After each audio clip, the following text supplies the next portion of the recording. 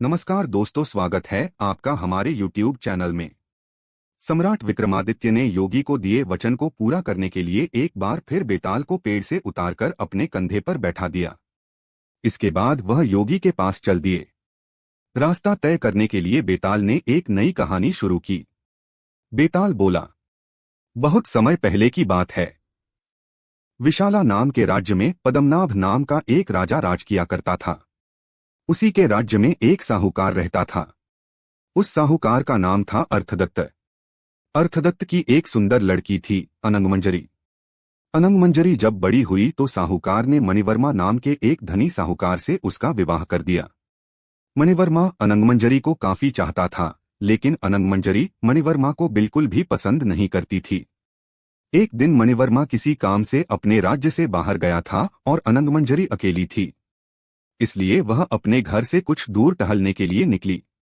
तभी रास्ते में अनंगमंजरी ने राजपुरोहित के लड़के कमलाकर को देखा।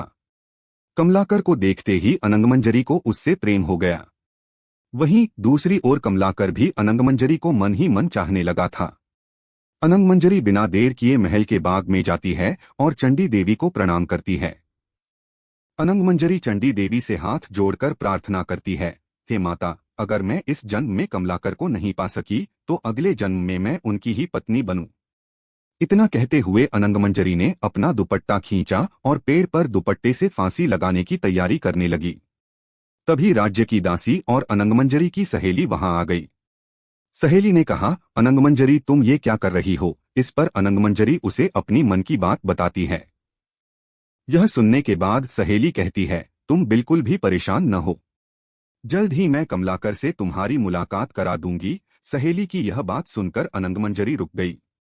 अगले ही दिन अनंगमंजरी की सहेली ने कमलाकर के साथ उसकी मुलाकात का प्रबंध किया। दोनों एक दूसरे से मिलने बाग में पहुंचे।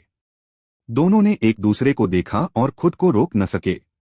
कमलाकर बेताब होकर अनंगमंजरी की ओर दौड़ा।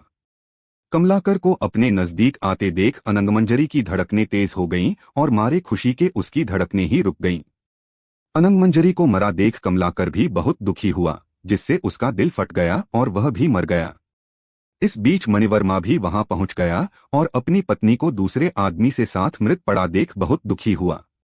वह अनंगमंजरी को बहुत चाहता था, इसलिए उससे अपनी पत्नी का वियोग सहा नहीं गया और उसने भी प्राण छोड़ दिए।